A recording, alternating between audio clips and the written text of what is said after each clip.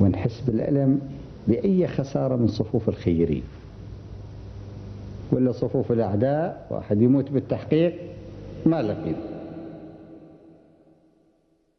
لازم يصير بالمجتمع العراقي مفهوم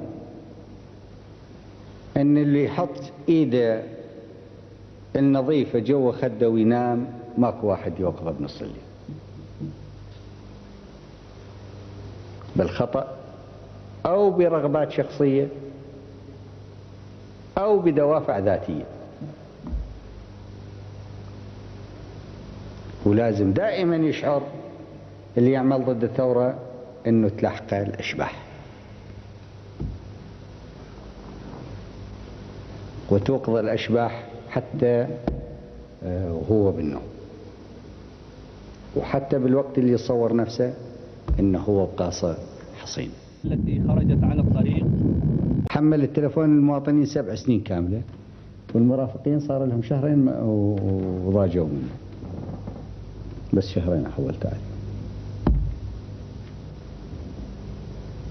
مستعد أبسط إنسان بالشعب العراقي يدفر على صدري وأشير رجله من هالمكان بس أوخرها هيك.